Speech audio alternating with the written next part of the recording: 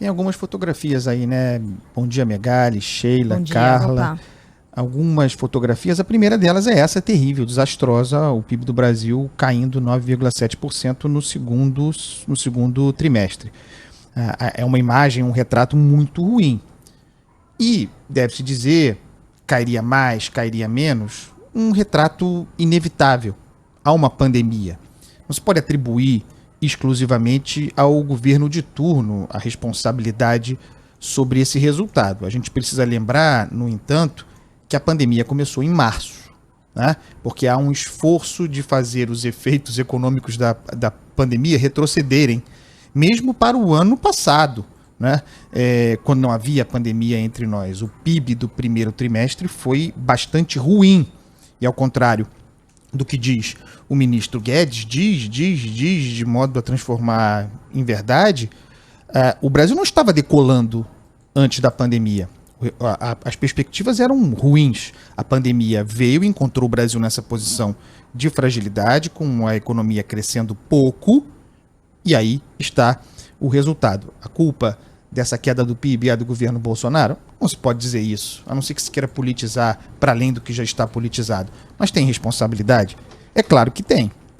E não dá para vir com esse papo agora de que esse resultado ruim seria o barulho do raio que caiu em abril, como disse Paulo Guedes. Porque o raio caiu em abril num chão que já estava ruim, né? Fazendo com que o impacto do raio, vá lá, que seja essa imagem, que o impacto do raio fosse pior, encontrou a economia do Brasil em situação ruim. Naquela ocasião, quando esse raio caiu, em abril, ou mesmo um pouco antes, em março, diante dos primeiros impactos da pandemia entre nós, mesmo à luz do que o mundo já mostrava, o Brasil teve tempo para se preparar para aquilo ali em todas as áreas, mas mesmo à luz do que o mundo todo mostrava, o ministro Guedes, não nos esqueçamos, disse que com 3, 4, 5, talvez 6 bilhões se enfrentaria a pandemia. E nós já estamos aí para muito além dos 500 bilhões de dinheiros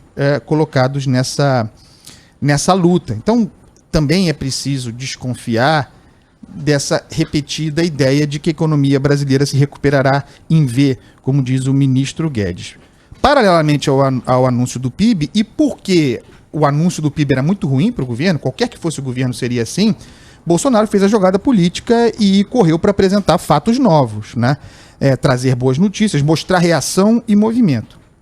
Veio, então, a apresentação da prorrogação do auxílio emergencial, esse auxílio tão importante, decisivo para a vida de milhões de brasileiros, mas que traz dividendos eleitorais óbvios para Jair Bolsonaro.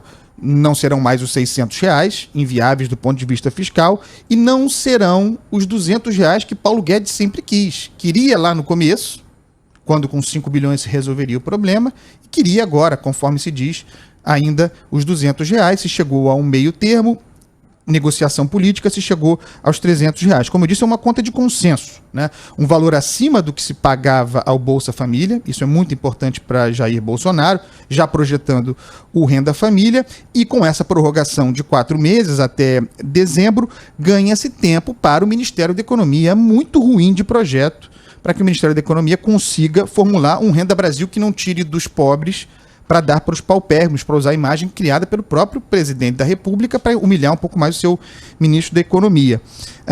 Outra fotografia importante de ontem também nesse mesmo evento, né? Aquela para a qual Bolsonaro ele próprio pousou ao anunciar o novo valor do auxílio emergencial. O presidente e a nata, o suprassumo do Centrão, com destaque para Ciro Nogueira e Arthur Lira. No retrato a gente tinha Bolsonaro, Centrão e Paulo Guedes, que era o único com máscara. Essa gente, Ciro Nogueira, Arthur Lira, essa turma do Centrão era aquela que Bolsonaro criminalizava até ontem. Goste-se ou não dessas pessoas, elas continuam a ser as mesmas pessoas, fazendo as mesmas coisas, exercendo a atividade política da mesma maneira. As pessoas não mudaram. Quem mudou? Quem mudou nessa fotografia? A foto indica, de qualquer maneira, que há uma relação formada com o Centrão, que o novo valor do auxílio emergencial foi consensual e que, portanto, no parlamento, essa medida provisória, que estabelece os R$200, não deve ter muitos problemas para prosperar. E aí eu chego à última foto.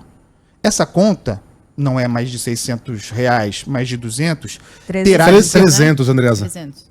Desculpa, não é mais de 600, foi para 300, terá de ser paga por alguém. Não é mais 600, serão 300 e alguém tem que pagar essa conta. Gera uma aflição no mercado. Virá o novo imposto? Virá a nova CPMF? Em resposta a essa pressão, ao estabelecimento de dúvidas no mercado, o que o presidente da República faz? Puxa do bolso, tira da gaveta a reforma administrativa sobre a qual ele está sentado desde outubro de 2019. Essa reforma está pronta. Uma reforma que ajudaria a custear tanto o auxílio emergencial quanto o futuro Renda Brasil. Uma reforma que diminuiria o empenho, os custos do Estado com o próprio Estado. Uma reforma pronta a que Bolsonaro se negou e sobre a qual sentou e que boicotou, porque fere os seus interesses de líder corporativista. Então, agora, para ter uma fotografia que equilibre, que faça o contrabalanço dos gastos, chamemos assistencialistas, o presidente puxa do bolso da manga a reforma administrativa e diz que a mandará quinta-feira. Eu acredito que ele possa mandar, está pronta. Mas, à luz do histórico que nós temos aqui, dá para acreditar qual o grau de desconfiança? Torçamos para que a reforma seja enviada. Mas eu não posso deixar de apontar aqui o altíssimo grau de oportunismo dessa medida anunciada ontem, sabendo todos nós de que a reforma administrativa pronta seria o encaminhamento da solução para esse problema, para que, eventualmente, nem mesmo se precisasse de um novo imposto. Agora apertou, tem que fazer uma foto bonita para tranquilizar o mercado, puxa a reforma administrativa, vamos ver se isso será para valer, tomara que seja. Andreasa, ontem o presidente, digamos, provocado por uma apoiadora, acabou falando ali sobre a vacina, dizendo que, no entender dele, o governo não deveria obrigar ninguém a tomar nenhum tipo de vacina. O que poderia ser algo dito ali de improviso, tornou-se algo com método, para me apropriar um pouquinho do nome da coluna, quando a Secretaria de Comunicação foi lá e reproduziu voluntariamente a frase do presidente nas redes sociais. Eu opinei mais cedo aqui que Bolsonaro está dizendo algo que está dado, porque embora o governo tenha autorização judicial para obrigar a população a tomar vacina, não tem nem condição logística para fazer com que 210 milhões de brasileiros se vacinem. Isso não vai acontecer. Mas que ao tocar gratuitamente nesse assunto, ele cria um problema que é um dos poucos que nós não tínhamos até agora. Um movimento anti-vacina. Porque Bolsonaro é um presidente que, se ele manda as pessoas usarem a cueca na cabeça, no dia seguinte a gente vai ver 10% da população com a cueca ali enrolada no alto da testa. Cria-se um movimento anti-vacina que a gente já vê na internet por meio dos robôs gratuitamente. Por que Bolsonaro resolveu entrar nessa?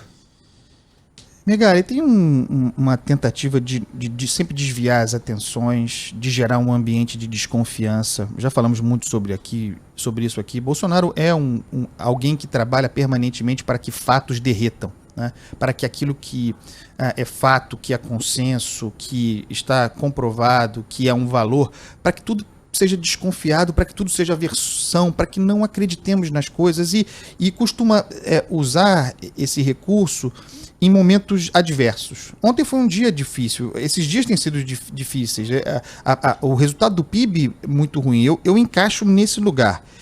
Mas esse grau de desinformação da boca do presidente faz com que a gente precise repetir aqui. A fala do presidente é um ato.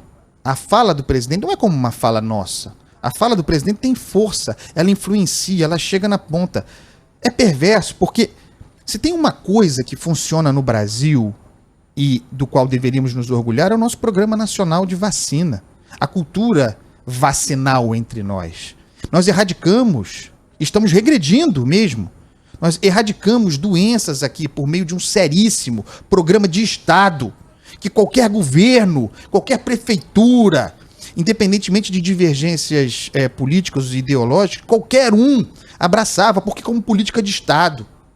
E agora nós já vínhamos regredindo, porque essa cultura anti-vacina já prosperava entre nós, tem uma origem profunda, religiosa em certo sentido, e o presidente explora politicamente, porque fala como líder sectário para essas camadas e faz, não tenho dúvida, a palavra do presidente fará com que nós tenhamos uma regressão ainda maior no que era algo consolidado entre nós. Vejam o sarampo, por exemplo. Sarampo estava erradicado no Rio de Janeiro. Mais cedo esse ano eu fiquei pasmo com os números da vacinação, da última vacinação. Municípios do Rio com a população vacinada abaixo de 30%. Imagine o impacto da palavra do presidente nisso aí, contra a vacina. Não apenas contra a vacina da Covid-19, qualquer vacina é mais um movimento de desconstrução de valor. E não só do presidente, porque a palavra do presidente foi o apito para que todos... Eduardo Bolsonaro foi ontem às redes sociais comparar a situação que a gente está vivendo hoje com a revolta da vacina. De 100 anos atrás, uma desonestidade intelectual absurda. E que coisa vergonhosa para o liberalismo brasileiro, a ideia de que, essa ideia liberal de que eu faço o que eu quiser, eu sou indivíduo e eu faço o que eu quiser, e o estímulo a isso, né? A deturpação da ideia de liberalismo entre tosco, nós. Né? Entendimento tosco do que seja a ideia de liberalismo. É isso aí, o liberalismo brasileiro nem começou e já tá indo pra vala. Sairemos dessa, Andreasa. Um beijo pra você, até amanhã. Ah, não, música, pessoal. Eu beijo nada, música, peraí. Hoje eu tô romântico, tá? Então eu fui buscar um Raça Negra, cheia de manias, um clássico, tá bom? Então me deixa segurar essa barra que é gostar de você, Didi. Um beijo pra você. Até amanhã. A melhor live dos últimos anos. Do Nossa, último ano, né? gente, que foi demais. Caetano o quê, né? Raça Negra. Milton Nascimento, Maravilhoso Gilberto aquilo. Gil, Tira a dama pra dançar e vamos nessa. Essa barra quer gostar de você.